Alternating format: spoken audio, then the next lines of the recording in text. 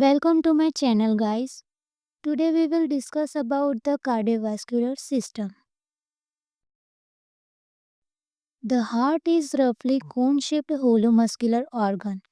એટલે કે હાર્ટ એ લગભગ કોન શેપનું હોલો મસ્ક્યુલર ઓર્ગન છે. હોલો એટલે અંદરથી પહોળું હોય. It is about 10 cm long and is about the size of owner's fist. એટલે તે 10 સેન્ટીમીટર લાંબુ હોય છે અને તેની સાઇઝ એ આપણી મુઠ્ઠી જેટલી હોય છે. It weighs about 225 gram in women and heavier in men, about 310 grams.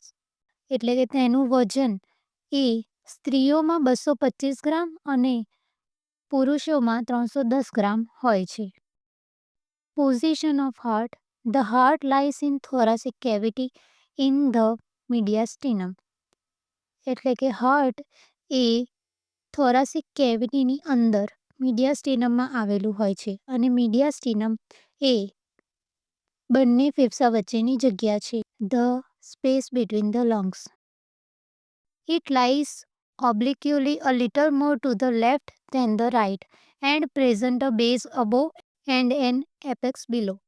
એટલે કે હાર્ટ એ સહેજ ડાબી બાજુ વધારે હોય છે જમણી બાજુ કરતાં અને તેમાં બેઝ અબોવ એટલે કે ઉપરની સાઈડ અને એપેક્સ બિલો એટલે કે નીચેની સાઈડ હોય છે. Structure of heart. The heart wall is composed of 3 layers of tissue: pericardium, myocardium and endocardium. એટલે કે હાર્ટની દિવાલ એ 3 લેયરથી બનેલી હોય છે: પેરિકાર્ડિયમ, માયોકાર્ડિયમ અને એન્ડોકાર્ડિયમ.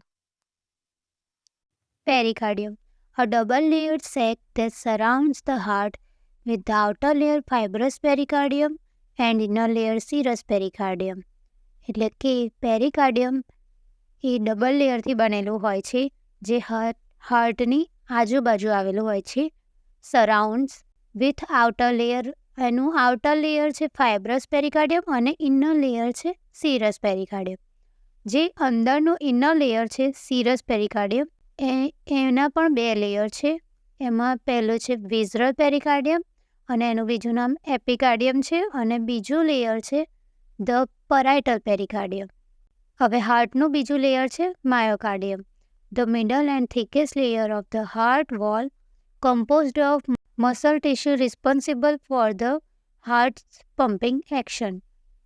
એટલે કે માયોકાર્ડિયમ વચ્ચેનું અને જાડું સૌથી જાડું લેયર છે હાર્ટ વોલનું. એટલે કે આ લેયર એ સૌથી જાડું હોય છે અને વચ્ચે હોય છે અને હાર્ટની જે પમ્પિંગ એક્શન છે, હાર્ટ જે પમ્પ કરતું હોય છે એની માટે આ લેયર રિસ્પોન્સિબલ છે.